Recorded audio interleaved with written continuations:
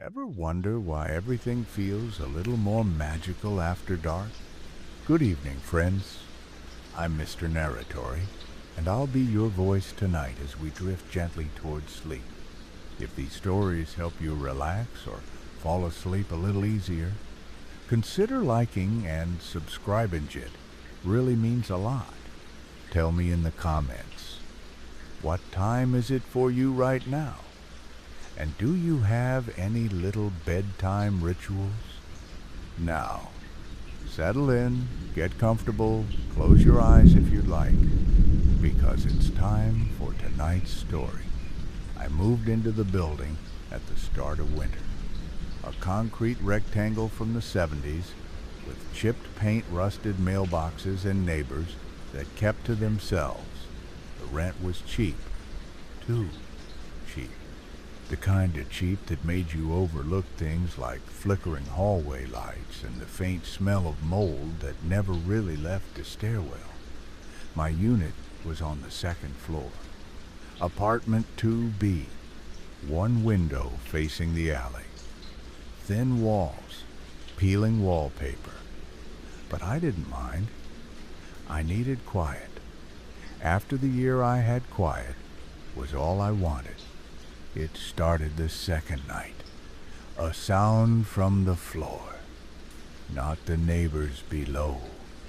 I know the difference. This was deeper, like something inside the walls, a dragging sound, slow, wet. At first I thought it was pipes, old heating, something normal. Then came the knock, soft, from inside the closet, just once. Then silence. I stood there for a long time, didn't open it, didn't even move. Eventually I laughed it off, told myself it was nothing, just new place jitters. But when I finally opened the closet, it smelled wrong. Not mold, not dust, something else. Something sweet and metallic like old pennies and rot. But there was nothing inside, just coats. A box of winter boots. My breath in the cold air. The next day I asked the landlord if anyone had lived in the unit before me. He said yeah. A guy named Daniel. Moved out a few months back. Left most of his furniture. Didn't say why. Just packed one bag and left in the middle of the night. No forwarding address, no call, nothing. I asked if he still had Daniel's number. He said no. I didn't believe him. That night the dragging came back. Louder, closer, from beneath the floorboards. I pressed my ear to the tile. It was moving, not fast. Just enough to know it had direction. Then it stopped right below me, and I heard breathing. I didn't sleep that night. Every time I closed my eyes, I heard it again. The dragging, the pause, the breath. Like something just beneath the tile was waiting for me to fall asleep so it could move again. I stayed on the couch with the lights on and a blanket around my shoulders, my phone in my hand. But I never called anyone. Who would I call? The landlord already brushed it off, and I didn't know my neighbors. People in this building weren't the friendly type. They didn't smile in the hallway or make small talk on the stairs. That's what I liked about it. Until it wasn't. The next morning I went to make coffee and noticed something strange. A red stain spreading out from the base of the cabinet beneath the sink. I opened the door. It wasn't leaking from a pipe. The plumbing was dry. The stain was thick, not sticky, but dark, deep red, like something heavy had been poured and left to dry. But it hadn't been there yesterday. I would have noticed. I scrubbed it, took bleach and gloves and a sponge, but no matter how hard I worked, it stayed there. Faint, but permanent, like it had soaked into the tile itself. I went to ask the guy in 2C if he'd seen anything weird. I knocked twice. No answer. I tried again later that evening. Still nothing. I left a note, just said, "Hey, name's Nate. New neighbor. Wanted to ask you something about the unit." Nothing weird. I slipped it under the door. 2 days passed. No response. Then I noticed the smell in the hallway.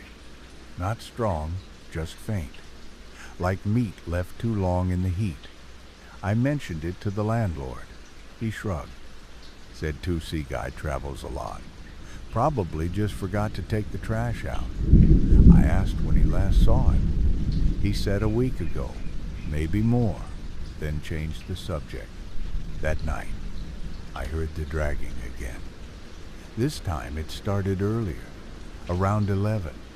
I turned off all my electronics. No sound, no fridge, no heater, just silence and that noise. Long, slow, like something pulling itself across a rough surface. Then came the thud from inside my walls, like someone hitting it with a closed fist. Once, twice, then silence. I didn't sleep. Again. The next morning I opened a closet and found my boots soaked. Not wet. Soaked, cold and heavy with dark water. I didn't smell it at first. But when I picked one up, the scent hit me hard. Metal, decay, like old blood. I pulled them out and found the bottom of the closet damp. The same kind of red stain, as if it had risen from below. I checked the floor. No holes, no cracks. Just that stain, spreading slowly outward. I texted the landlord. Told him something was wrong. He said I was probably just adjusting to an old building. Said sometimes the plumbing made weird sounds. Said the guy before me used to complain too. His name was Daniel, and he had lived in 2C, not 2B like I was told. I didn't confront the landlord. I knew he'd lie again. There was something in his voice when he told me Daniel lived in 2B, too casual, like he wanted me to stop asking, like the kind of lie you practice. I waited until dark, until the hallway went quiet, and I could be sure no one was coming up the stairs. Then I stood outside 2C with a screwdriver and a flashlight, and my heart hammering so loud I thought the walls would hear it. The lock was cheap. 2 minutes, and it gave. I slipped inside and closed the door behind me. The air in 2C was heavier than I expected. Still warm. And it smelled like copper and mold and something worse. The curtains were drawn and the lights didn't work. I flicked on the flashlight and swept it across the room. The furniture was still there. Couch, table, empty bookshelf. But everything was dusty, abandoned, like no one had touched it in weeks. I moved slowly, careful not to make noise. The kitchen sink was dry but stained, the counter covered in unopened mail and a single note that read, "Stop listening." The bedroom door was closed. When I opened it, the smell hit me harder. The kind of smell you don't forget. Something had died in there, long ago, or maybe not long enough. The bed was stripped, mattress stained, the closet door open. Inside were clothes still on hangers, shoes still lined up, like someone had meant to come back. I turned toward the corner, and that's when I saw the vent. It had been pried open, bent at the edges. Something had been pulled out, or maybe shoved in. I crawled closer, the beam of the flashlight flickering. Inside the vent was dark but not empty. There were scraps of fabric, hair, dried smears that looked like they'd been made by fingers. I reached in and pulled something out. A notebook. Water damaged, burned at the edges, but still legible. On the first page was a name, Daniel, and under it 3 words, "It lives below." I flipped through. The entries were short, rambling. One said, "I hear it dragging when I sleep." Another said, "The smell is getting stronger." A later one said they feed it. And the last entry was just a date. A week before I moved in, and the words I saw it in the floor. I dropped the notebook, my hand shaking. I backed out of the bedroom. Every step felt louder now, like something could hear me. I didn't stop until I was back in my apartment with the door locked and every light on. That night I didn't hear the dragging. I didn't hear breathing. I didn't hear anything at all. But just after 3 a.m., the lights flickered, and a voice whispered from inside the vent above my bed. It said my name. They found the body 2 days later. I didn't call it in. Someone else must have. A neighbor maybe. Or the smell finally got strong enough for someone to care. I was in my apartment when the sirens came. 2 police cars, one unmarked. Uniforms on the stairs, voices in the hall, doors opening, stretchers coming up, but not going down. I stood at my peephole watching every second. The officers were inside 2C for hours, long after they pulled out a bag that didn't look like it had held clothes. When they left, I thought maybe that was it. Maybe it was over. It wasn't. They knocked on my door at 9 p.m. 2 of them.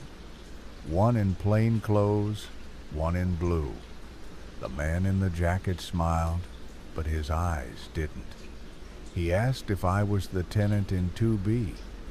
I said yes. He asked if I knew Daniel. I said no. Just heard the name. He said Daniel used to live in 2C. I nodded. Didn't correct him. He said they found him. I said I figured. He said he had been missing for almost 2 months. And the state of the apartment raised some questions. Then he asked the question I was afraid of. Have you been in there recently?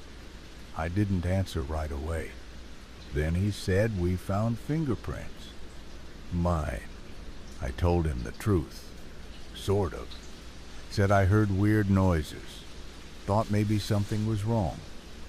The landlord wouldn't help. So I checked. I found the door open. Stepped inside.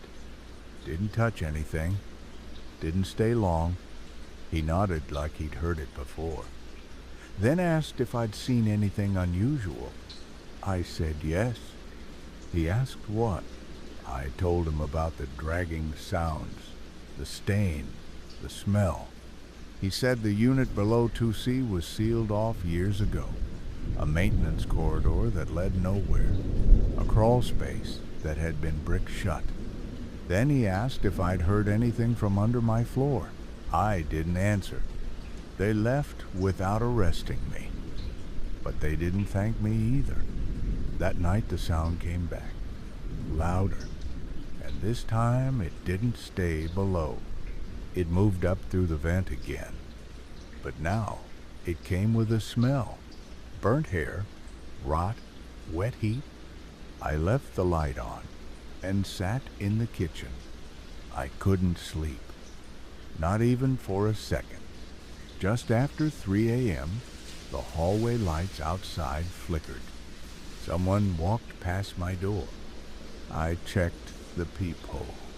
There was no one there, but the floor in front of my door was wet. Dark red footprints, and they stopped facing my door, like whoever made them was still standing there. But now, they weren't showing up anymore. I started packing the next morning. I didn't care about the lease. I didn't care about the deposit. I wanted out. I threw clothes into bags, left dishes in the sink, didn't bother folding anything. I just needed to go. My hands were shaking the entire time. Every time I stepped near the vent, I felt it. Heat, pressure, like something behind the metal was breathing with me, waiting for me to turn my back. I covered it with a towel and duct tape. It didn't help. The noise came through anyway, soft, rhythmic, like something dragging nails across stone. I called the landlord and told him I was leaving. He didn't sound surprised. He didn't ask why. He just said, "All right, drop the keys in the slot when you go. No goodbye, no fake apology. Just a click." I loaded my bags into the elevator. Every button felt warm. My skin itched. My heart was racing.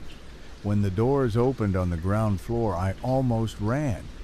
I stepped outside and felt real air for the first time in days. It was cold, crisp, clean. I walked to my car and unlocked the trunk. That's when I heard it. The front door to the building creaked open behind me. I turned, expecting someone to come out. No one did, but the door stayed open, just a few inches, just enough. Then I smelled it, that same metallic rot, burnt copper and mold, and beneath it, something worse, like something that had never seen light, something not meant to breathe the air. I closed the trunk and got in the car, locked the doors, started the engine. The radio was on. I hadn't turned it on. It was static. And underneath the static was a voice. Mine, repeating one sentence. "You forgot something." I turned it off, drove without looking back. I didn't stop until I hit the freeway. Then I checked my phone. New voicemail. No number. No transcript. I played it. It was the sound of dragging. And at the very end, breathing. Close. Like someone was right behind the mic. And then, my name, whispered so low, I barely heard it. I threw the phone onto the passenger seat and kept driving. By the time I reached the motel 2 towns over, I was shaking. My hands numb, my eyes dry. I slept for 6 hours. No dreams, just wait. When I woke up and went to the bathroom, my boots were wet. And on the mirror, written in condensation, 5 words. You forgot what's underneath. I didn't go back for 2 days. I stayed in that motel, drinking cheap coffee and trying not to think, trying not to listen. Every time the air conditioner kicked on, I jumped every creak in the walls. Made me think something had followed me. Something that knew how to wait. But it wasn't over.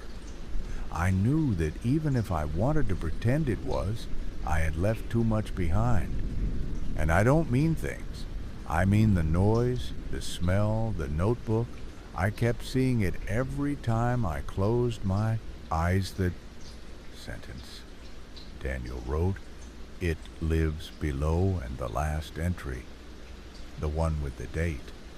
It wouldn't leave my head, so I drove back, not to move in, not to stay, just to grab what was mine and leave for good. I got there before dark. The building looked the same, maybe quieter. No lights in the windows, no voices on the stairs. I let myself in with the spare key I never gave back and went straight to the closet where I'd left the notebook. It was still there, damp and dark, like it hadn't dried at all. I flipped through it again faster. This time, looking for something I missed. And that's when I saw it, a page near the middle, torn on one edge, as if it had been added later. Had a name, not Daniel. Someone else written in shaky ink, Marie Jensen, and under it the same sentence, she heard it too. I didn't know that name.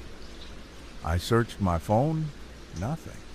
Then I checked local news archives online, anything about the building, about the address, and I found it buried in an old scanned paper from almost 20 years ago. Local woman Marie Jensen reported missing. Last seen entering her apartment in 2A. Neighbors said she'd been complaining of strange smells and noises beneath her floor. No sign of forced entry, no signs of struggle. Her apartment locked from the inside. They never found her. The article had a photo, a grainy shot of her hallway. It showed a door slightly open and something on the floor just outside it, dark stains. The caption blurred but clear enough to say possible blood. I checked the tenant records that were posted on the building's maintenance board in the entryway. I hadn't looked closely before Unit 2A was vacant. No name listed. It had been that way for years. I took the stairs, slowly stopped in front of her door. There was dust on the handle, like it hadn't been touched in forever. But the lock was broken, like someone had tried to open it from the inside. I pushed it open, it creaked wide, and the air hit me like a punch, heat and rot, and silence so deep it rang in my ears. Inside was empty, not abandoned, just stripped bare floorboards, stained corners, dark, no furniture. But on the wall, scratched into the paint, were words over and over. It lives below. It lives below. It lives below. And then something else. Beneath the repetition, a date the same one from Daniel's final journal entry, and beneath that one more name. Mine. I didn't sleep that night. I sat in my car outside the building, staring at the front door, watching the windows, waiting for something to move. Nothing did. No lights, no shadows, no sounds, just stillness. But the name on the wall wouldn't leave. My mind, my name, scratched in cracked paint beneath blood-dark stains. It wasn't old, it wasn't faded. It looked fresh, like it had been waiting for me to come find it, like it wanted me to understand that I wasn't outside. The story I was. Part of it, maybe always had been. I got out of the car at 2 a.m., walked up the stairs, didn't stop at my old door, went straight to it, opened it slowly. Everything inside smelled like stone and heat and something else, something damp and breathing. I went into the bedroom and pulled the mattress aside, yanked the rug off the floor. I remembered it from the day I moved in, how it didn't sit flat, how the boards creaked louder in that corner. I started pulling at the edge of the floor, and there it was, a seam wood cut tight with a handle built into the grain, almost invisible unless you knew where to look. I pried it open. The hinges screamed. Even though I moved slow, beneath the door was a ladder, rusted thin, disappearing into pitch black. The heat hit me first, wet and rancid like breath rising from a body that never cooled. I took one step down, then two, then kept going. I don't know how far it went, maybe 20 feet, maybe more. The air got thicker, the smell got worse, the silence turned dense, like it didn't want me there, like it knew I wasn't supposed to be part of. Whatever lived in it At the bottom was a room not wide but tall, with stone walls slick and sweating. The floor was dirt packed tight and dark, with spots that looked too smooth, like something had been dragged there over and over, and in the center of the space was a pit, shallow round, lined with black tile, the spiral shape carved deep into the floor, and something inside it, something curled and pale, like a sack of wet cloth, breathing slow in and out, and it wasn't alone. Around the brick walls were marks, handprints, fingers dug into the rock, scratched words, names, Daniel, Marie, mine. I stepped closer to the pit. I couldn't stop. My feet wouldn't listen. The thing inside shifted, something like a face turned toward me. Not a face I knew, not human. Just folds of skin, and the idea of eyes, and then a mouth opened. Not fast, not sudden, just wide, slow, and deep. And from it came a sound like my voice, but twisted, softer, longer, stretched into something older. It said, "Welcome back." I don't know how long I stood there staring into the thing that wore my voice. It didn't move. It just breathed, slow, steady, like it had all the time in the world. The room around me felt smaller, not physically, not the walls, but the space in my chest.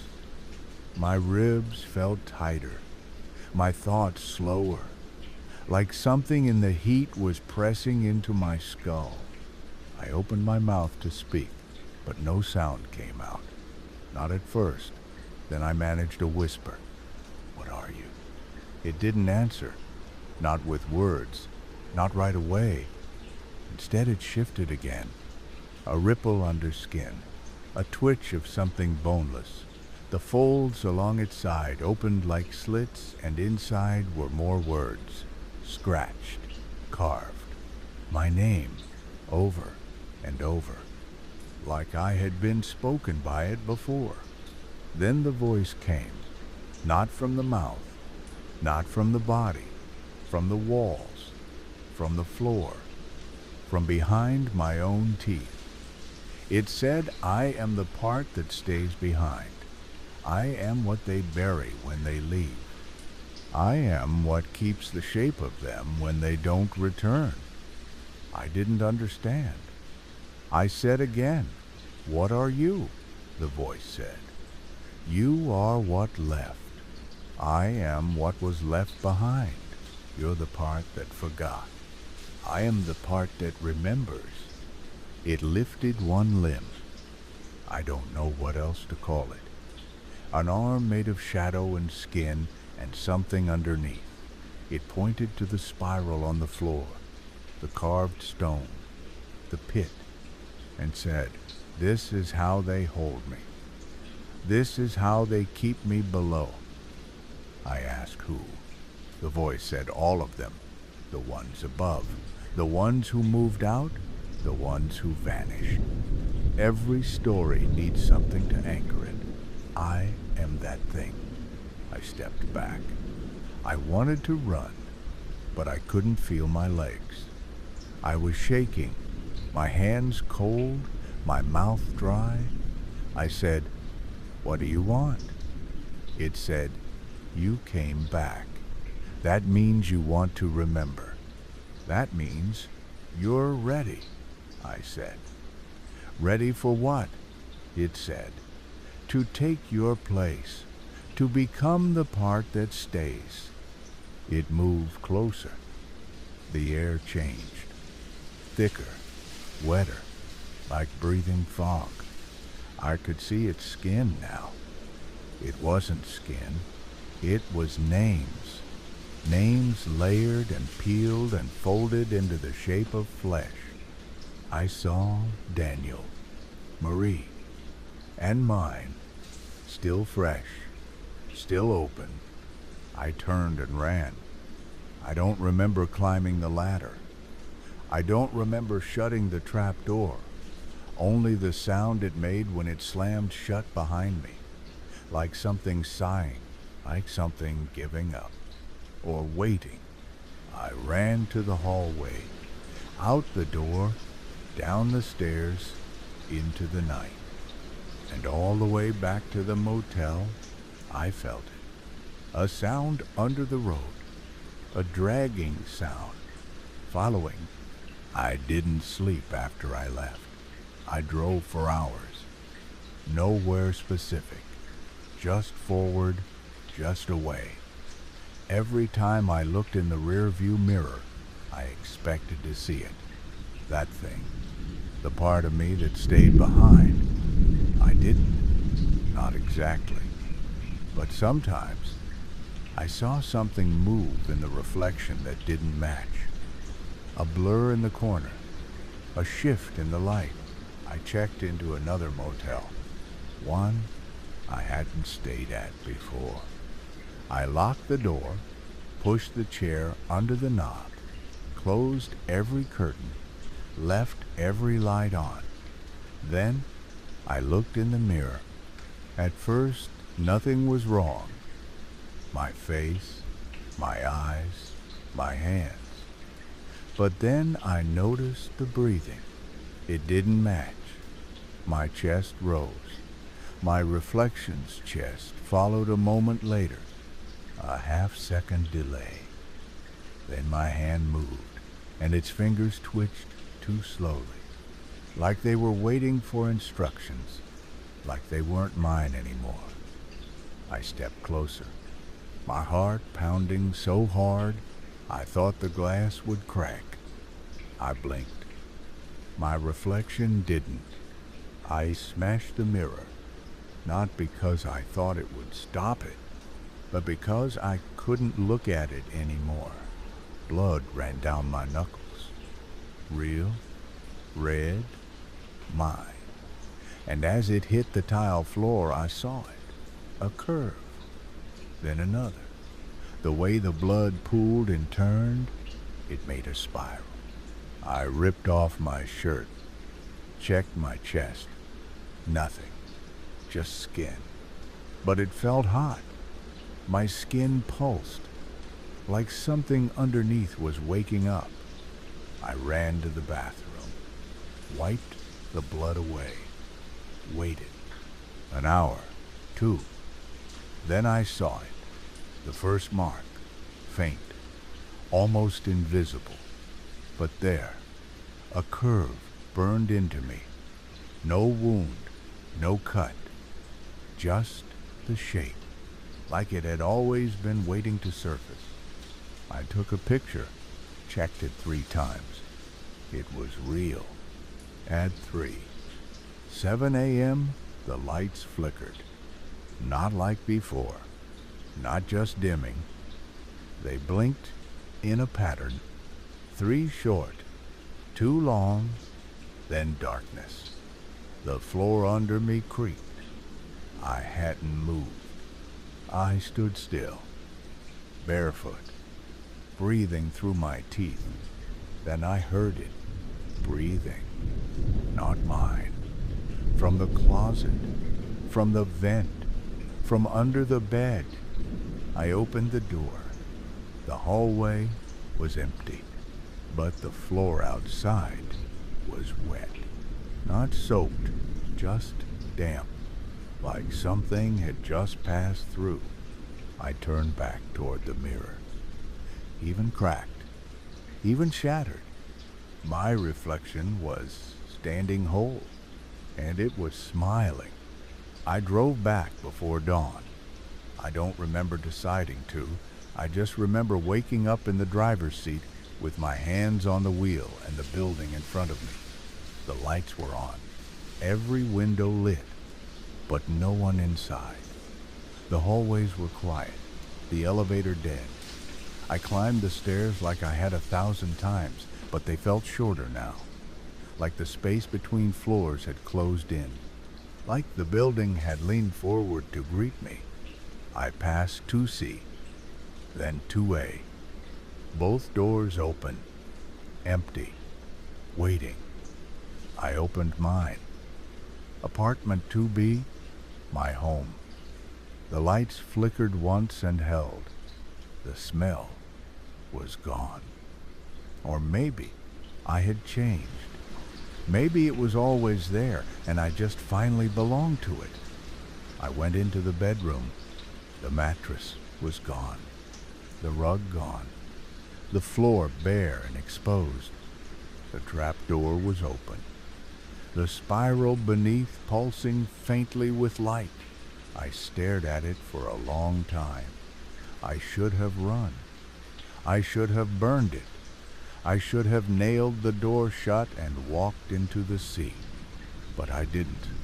I climbed down the ladder and let the dark wrap around me. It was waiting. That thing. That shape. It had grown. Taller, fuller, wound tight with names. Names I now understood. It wasn't hunting. It was remembering. It had never wanted to leave. It only needed someone to stay, someone to hold it together. I asked it what I had become. It said, "You are the shell. You are the skin of memory. You are the end of the story." It reached out, not to grab, not to hurt, just to give. And in its hand was a piece of me, my voice, my face, my fear. And then it asked the final question: will you take the place you left? Will you be the part that stays? I don't remember answering, but I must have, because when I opened my eyes, I was back in the room, back upstairs. In 2B, the apartment was clean, quiet, still. But when I looked in the mirror, my face didn't move. It watched. It blinked, second. And on my chest, the spiral was complete. The building has new tenants now. I hear them sometimes, walking, breathing, wondering about the sounds in the wall, but they won't find the ladder. Not yet. They're not ready. Somewhere beneath them, I am still there, dragging, breathing, remembering, and I will wait, because one of them will listen too closely, and every story needs someone to stay.